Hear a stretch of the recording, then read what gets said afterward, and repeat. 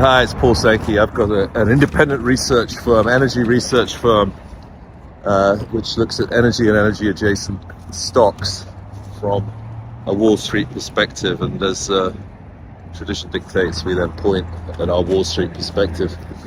And there's plenty to get through right now, actually. If we start with the macro, we'll take a look at oil, we'll do some natural gas, we'll talk a bit about BP is interesting right now with the activists said to be coming in. They haven't actually been confirmed by the activists. And Venture Global was an interesting story in the past week. We had Chevron, we had Hess, call with Hess IR, we had Chevron on our call. So there's plenty to get through. Let's briefly start with the macro. We came out of Labor Day last year pretty bearish, which is a normal time of year to turn bearish. And in fact, the seasonal reasons for doing that kind of didn't work, in fact, because what normally happens is you have a big turnaround for refining in the shoulder seasons, that is outside of driving season and before winter. And the shoulder season normally would cause refiners to turn around their refineries, which reduces crude demand, and that's the natural cycle for crude prices to fall around the third and fourth quarters. And then from the beginning of the year, we would turn typically bullish. Sounds a bit low grade, it kind of is, because obviously the cycle then turns in the opposite direction. Now, it didn't quite work properly this year because actually the refiners had a very big turnaround season back at the beginning of last year, 2024 particularly. And so they were running hard as we hit the end of 2024, and the market became oversupplied. And so there was pressure on the refining margins, there was pressure on oil prices, and the crude market remained basically oversupplied, with Saudi kind of struggling for discipline amongst OPEC members. Saudi doesn't struggle for discipline, the other OPEC members do. But they held the market together, and so our argument as the year ended was that the market was in equilibrium. And then we got the bonus sanctions that were more strict on Russian shipping and on Iran, combined with a decent winter, and we began the year bullish. And that kind of worked for kind of a bit. And then it began to fade quite badly. And there's a couple of obviously major items in there, which would be Trump tariffs on Mexico and Canada, which served to completely confuse us as regards what the impact on oil markets would be. All we knew is that, and we showed you in research, is that Canada is the largest supplier of oil to the US, and certainly by far the largest supplier of heavy sour oil, high sulfur oil. And that wouldn't be replicable. You couldn't replace that oil. So effectively any tariffs would serve to raise mid-con prices. Now, of course, then the tariffs weren't put in, and so we're back to where we started. And at the same time, on the other side, you have tariffs on China, which are bearish for oil demand. And so the net bearishness came partly out of that. One of the other things that we've been highlighting is that we've been looking for strength in distillate in Europe, because that winter that I just mentioned was particularly an issue for Europe and gas. We had another issue, which was the Ukraine finally cut off some of the supply that they were still pushing into Eastern Europe. And as a result, gas markets got very tight and are still rising actually price-wise in Europe. The disappointment for us has been that distillate margins haven't been responding as well as we would have hoped, because what we would be looking for is for natural gas strength in Europe to feed through to heating oil. Heating oil is distillate. Distillate gets strong, refining is a good place to be. And it just hasn't quite shown up in the distillate market, which is probably due again to oversupply from refiners. So the crude market's actually a bit more healthy than we would have thought, and the refining market's a bit weaker. Now, none of this has fallen apart, and it's early February, it's mid-February maybe. And so it's not a time to suddenly turn around and say, actually, we should never have been bullish. But, you know, that's just some of the moving parts that have got us going one way or the other. And of course, that all... That oil chat is all very much tied up with nat gas chat. The mega themes continue, which is going to be, notwithstanding the DeepSeek excitement, the continuing AI theme. And on Sunday we were publishing showing just how much capex is going into AI from the big Mag 7 players that had reported. The biggest ones would obviously be Google, would be Meta, would be Amazon, Microsoft. When you combine all that spending, they're going to add 100 billion of spending. So they're going to go from about 250 to about $350 billion of annual spending on AI capex just this year alone. And that's going to be a big pressure on natural gas markets. So the mega theme continues, and you slightly wonder if they're going to start burning oil for power for all this AI, because there's probably going to be too much oil, especially if AI delivers what they say it will in terms of productivity, which I think is a doubt for us, because what's so fascinating about this capex level for all this AI is they're very much finding an answer to a question they don't know what the question is, if you want. And so at the moment, what's so fascinating is the tech mega players are really following their previous business model, but on an exponentially larger scale, where they kind of follow a build it and they will come model. And this is what they did early with the internet in the late 1990s, 2000s, massive rampant spending for the internet. And of course, in due course, the internet showed up. And then in the late 2000s, the whole 5G, everybody moving to switch smartphones, all the infrastructure for that, they massively spent, and sure enough, it showed up. And so at the moment, they're massively spending on AI, and they're hoping somehow that the use case for AI, more than just call centers and other fairly mundane uses of AI, will appear, and we'll find that killer app that we haven't found yet for AI.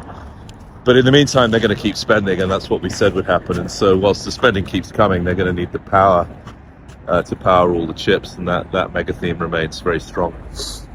Okay, so that's kind of where the macro's at. Pretty weak on refining still, but we're going into driving season, and turnaround season should be bigger. We've got Valero on our call tomorrow, Valero CEO. See what he's saying with the latest. And in fact, there's been some strength in renewable diesel markets, which is good for Valero. Which is, there's a number of different reasons for that, but essentially tax changes and have reduced imported supply and made marginal biodiesel completely unprofitable. And as a result, renewable diesel, which is, I'm not going to get into trying to explain the difference, but believe me, basically renewable diesel is entirely fungible with regular diesel, whereas biodiesel isn't. And as a result, you have a much more valuable product in renewable diesel. And that's the market, the one market, which is pretty small, that's doing pretty well. Another mega theme, is that things in the energy transition have not stopped dead. And so another mega theme for Valero is sustainable aviation fuel, and they're pretty much market leaders in that theme. We think there's going to be tremendous demand in the future for jet fuel, and we think people are going to try to fly more green as a consumer choice. And so there's going to be a tremendous demand for sustainable aviation fuel. Okay, so that's all macro-y stuff. BP, we talked really quite negatively about BP over the course of the past year, but ultimately the stock had performed badly enough that you were saying, okay, look, an activist is going to have to come in here. And in fact, the activist that we thought was coming in didn't, and the activist we didn't think would come in apparently did, but that's Elliott Management is reported by Bloomberg, and then everyone else has reported that Elliott's been building a stake.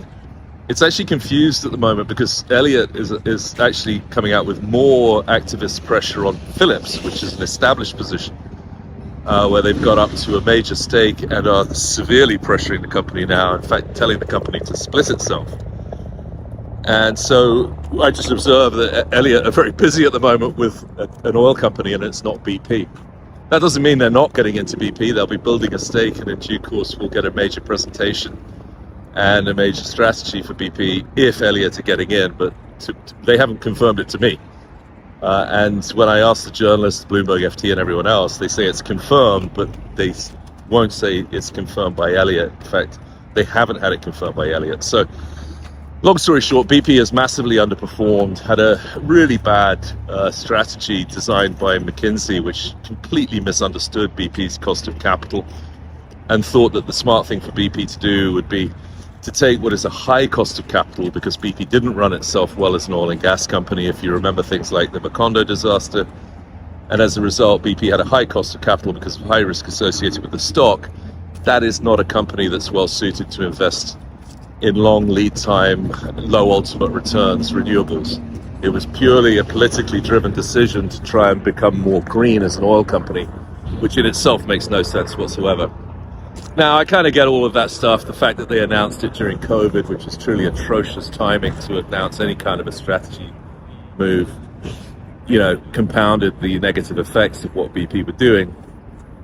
But then they had a major get out of jail card given to them, which was that Bernard Looney, the CEO, had to resign for sexual misconduct reasons, or at least sexual misinformation reasons, I should probably say. And as a result, BP had the opportunity to choose a new CEO and to clean the decks in a new direction. And whilst we eagerly anticipated, some superstar CEO to be appointed from an external source, some hero that could come in and work everything out for BP, what they actually did was choose the board, who's basically got the company into this mess by approving everything up to now, then went with the continuation candidate and promoted Murray, the CFO, to be CEO. And so he's just been under, they just completely blew the opportunity to clear the decks. And ever since, Murray has been sort of trying to clear the decks without completely abandoning all pretense of the previous strategy, which is what should be done. As a result, the stock is, and on top of that, BP operationally hasn't been performing that well in the downstream, particularly in refining. Their performance has been poor. So all of that led to a very poor share price, and ultimately BP, especially when you combine it with the Russia situation, BP stock was an absolute disaster. And that's when the activists get interested, because of course you can break up BP and generate potentially a huge amount of upside if you simply sell the component parts of BP, perhaps leaving a rump company behind, perhaps just relocate the company, rebrand it as a rump deep water oil company, and then sell its gas stations, sell Castrol, sell the US E&P business, which we don't love, which is natural gas, BPX, and ultimately focus the company down to what it's really well known for, which is deep water oil and deep water oil expertise and exploration. And they should just focus absolutely on that and sell everything else and buy back as much stock as they possibly can. And that's the theory. Now, as I said, if Elliott come in, they're incredibly tough in terms of their due diligence, and their strategy is always pretty radical. And they have a big presentation fully explaining what they're doing, and we don't have any of that. And we don't even have confirmation from Elliott that they're getting into BP. In the meantime, BP reported its results, which in refining, as I highlighted, were weak. Everyone believes their buyback is under pressure, which is really what you want the fundamental strategy of BP to be, to buy back as much stock as you can, return as much cash to shareholders, and shrink as much as you can to generate returns to shareholders. Nearly fell over there on the ice. It's very difficult for these companies. That's why we didn't want Murray. Not that we don't rate Murray. Murray's a great guy. Murray's clearly highly intelligent, capable. It was just the entire parameters of being tangled up with the board getting it wrong, and a strategy that was wrong. To then choose a continuation candidate was a bad idea, and we think you absolutely need change. We're going into BP's 26th of February analyst meeting, and I would think if Elliott are not announcing anything within the next week, we'll probably have to wait till beyond that. Although, of course, in the case of activism, the analyst meeting is somewhat less important ultimately than the proxy vote, assuming Elliott would try and change out the board. Again, this is all speculation because there isn't anything from Elliott about all this. There's plenty of press, plenty of commentary around it, but it all starts from a Bloomberg news story, which isn't confirmed. All right, I think I made it quite clear this is not confirmed. Either way, BP has popped, and when stocks that big move that much, it normally means it could be a short squeeze, but it also normally means there's some fire behind the smoke. So on balance, you have to think the activist is coming in. It's just I know Elliott well enough to know that it's going to have to be a very formal process and announcement, and we don't have that. So be warned, but I think there is upside in the stock into the analyst meeting, and certainly if an activist comes in. Ex-activists, I think you're a little bit watch out below because of what I was saying about BP having to cut its dividend. And whilst they've promised major strategic change, I don't know if they're going to completely abandon the McKinsey strategy, which is what the market ultimately wants. A couple of other things. Venture Global was a fascinating story we wrote about last week. From nowhere, these guys have developed two of the biggest LNG export projects in the world from scratch over the past decade. It's an amazing achievement. Two huge facilities in Louisiana, two more huge facilities to be built. So much success that ultimately they IPO'd in January. And it's been a tough IPO. And there's a very interesting reason for that, which is that when Venture Global started its first project, it was ready to start exporting LNG. And like in that week, Russia invaded Ukraine, and suddenly the gas price went nuts. And rather than declare that their project was commissioned and then provide all their long-term contracted buyers with LNG, Venture Global did not declare the project to be commissioned, and therefore were able to sell the volumes not to their long-term customers who don't get the volumes until the plant is officially commissioned. Now, the crazy thing about not officially commissioning the plant is it's now been delivering at high levels of LNG delivery for the past 3 years whilst claiming not to be commissioned yet, which is a technicality regarding the modular nature of the project and the fact that not every exact part of every module is working perfectly, and therefore they claim they're commissioning. And this whole thing's gone to arbitration. Right as we published the note, the CEO of Total, who's not one of their long-term contractors, the big one is BP, but there's Shell, but there's also BP. Right as we published, the Total CEO came out and said, "I'm not dealing with Venture Global, man. The way they've mistreated their customers, I'm having nothing to do with it." He said all that in a French accent and didn't say man. So Patrick Pouyanné, who has a very high reputation on the street, sure enough, said he wouldn't deal with Venture Global because he didn't trust them, and he didn't trust the fact that their LNG tolling numbers were so low, because it seems that the secret of their success at Venture Global had been to promise a very low LNG production number. That is to say, you take the raw gas and freeze it into LNG, and their cost to do that was much lower than anyone else's, suspiciously low in the mind of the Total CEO, and therefore they've probably got tough economics on their projects if they actually do what they said they would do, which is to provide LNG to major long-term customers. But of course they've never done that, and then they IPO'd, having never actually done what they originally were going to do. They will eventually, but in the meantime their customers are all basically suing them, and so the whole thing's a mess, and the IPO was a tough one. So that's Venture Global, really interesting story, and one that we'll keep following. On Chevron, again, refining is a problem for these big oils, and was notably much better for Exxon, which is huge for Exxon and will be very important in maintaining the investment case for Exxon, relatively speaking, certainly against the likes of BP, where they're struggling with refining. We always say Exxon's Valero in disguise, and it has a much bigger refining position than the other big oils, most of whom have, broadly speaking, exited refining, certainly from the scale that they used to be in it. My example I always give is that in 2005, Shell had 55 refineries globally. Now they have 5. Exxon, meantime, doesn't have many refineries, but the ones it has are heavily invested. And this is the problem that Phillips has, is that their refineries were underinvested and so run rather poorly. But the decision to massively invest to make refineries run well is a tough one, because the temptation is always to squeeze the refinery hard, minimize the spending, but ultimately, eventually it will break. And that's a little bit of what happens with these underinvested refineries. It's what is happening with the underinvested refineries. They become unprofitable, and you need a lot of money to fix them. And so one of the bullish things for refining that's happening right now is the Lyondell refinery is finally shutting down in Houston. But it takes years to make the final decision to shut these things, because what tends to happen is you get a situation like Russia-Ukraine, and suddenly profitability at some dodgy refinery just explodes to the upside. Either way, Lyondell's shutting down.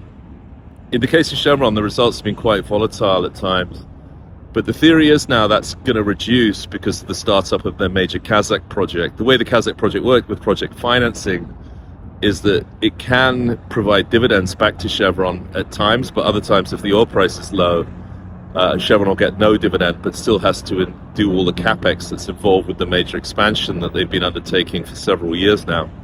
The good news is, as of now, that expansion capex is ending. They're going to stop spending and just get the revenues. At the same time, the company ramps up volumes and reduces capex, so it's good for the profitability of the company, and will also reduce the volatility of the earnings. That's all good. So what we're arguing is that Chevron's in good shape now because of that very simple fact that they've got falling capex and rising revenues, assuming the oil price is flat or rising. So that's good for Chevron. Now, what we've also saying is thematically through all of this, there's a lot of Russia involved, which is interesting because in the case of Chevron, they benefit from Russia-Ukraine peace because their major exports from Kazakhstan go right through by pipeline Russia. And so they're very subject to both Russian piping and shipping. And of course, if the Russia-Ukraine situation gets sorted out, that overhang on Chevron goes away. BP had a massive position in Russia and took a $24 billion write-down there. But according to some clients, the dividends that they would have made from Rosneft have all been held in escrow. Now, BP says they can only value those dividends at zero because they have no idea if they're going to get them back. But in reality, clients are telling me that the money is still there, right there in Russia. So again, that speaks to the fact that there's an upside in BP, which would be Russia-Ukraine peace. And of course, one that loses from Russia-Ukraine peace, you guessed it, Venture Global, because they're a major LNG export player. And of course, if you get peace Russia-Ukraine, you're going to take presumably quite a lot of gas back into Europe, because we assume the Germans are going to turn around to the Russians and go, shouldn't have done that, guys. When can we start getting gas again? Who knows? Not all the gas will recover, because obviously you've got the Nord Stream 2 that was destroyed. But in fact, what you're basically looking at is likely a situation where the EU, assuming there's a brokered peace deal of some shape or form, will say, okay, we've got peace. Let's start getting cheap gas back into Europe from Russia. Same would apply for oil. So Russia-Ukraine peace headlines will be bearish oil and gas. Bullish BP, bullish Chevron, bearish shipping, bearish Venture Global. You want to work through this calculation. And the reason you want to do that is because there's a major annual security conference starting Friday, Valentine's Day, the Munich summit, which will be attended by Zelensky. They say JD Vance is going to show up. Trump's special advisor on Russia and Ukraine, I think he's not Mr., I think he's Lieutenant Colonel Kellogg, is going to be there, and you want to watch that. Munich's fascinating because in 2007, Putin announced essentially the end of the post-World War II compact, which also is all tied up in the Marshall Plan. And I guess what I'm going to start writing some research about. I want to take a look at this post-World War II era of U.S. munificence, U.S. subsidizing the world, which is what they did with the Marshall Plan in Europe, is now getting found out. And everyone's questioning. I'm the son of a diplomat, man, and I used to question how much money was spent on diplomats. I'm like, this can't be worth it. I lived the life, and it's like, I can't imagine. Whilst I appreciate the benefits of all these meetings for world peace, the cost of it seems extraordinary, and the downside is out there because we've got wars going on. So the diplomacy can cost a lot of money and not get you a huge amount of benefits, or at least not avoid enormous costs. Okay, so the big thing to watch for us as the weekends is going to be this Munich conference, which is I guess the reason I highlight it is less talked about than some of the other action that you see out there. Okay, that'll do it. Snowy, coldy around here. More storms coming, so winter is definitely an event for 24, 25, and just keep in mind, of course, that tightens all the inventories as well, so it sets up the year to be much better. And I think our big idea is we don't expect multiple expansion from these oils, but we do think they'll generate returns that are very good compared to the price you pay for the equity. A small example is a company we were talking to the other day, Murphy Oil. And while it's highly oil price levered, so it's risky if the oil price goes down, last year at about, $75 a barrel, they returned 15% to shareholders. And that's a great return. If you get 15% annually from Murphy, it only takes you 5 or 6 years before the entirety of the equity that you put down to buy the stock is returned to you. And so you end up owning an option in an oil stock for free. And, maybe the oil age will last longer than the next 5 years. I think most of us agree it would. It's exactly the same with refining. Over time, whilst the business is highly volatile, highly risky, if you look at the returns these companies generate, they're well in excess of the price you have to pay in order to get an attractive return, if that makes sense. The returns are well in excess of the price you have to pay to buy the stock. And over time, for the patient investor, you'll be well rewarded by owning some oil stocks. Here, I got it right eventually. All right, that's too much. I'll stop there. Got to have energy, Alex. Cheers, mate.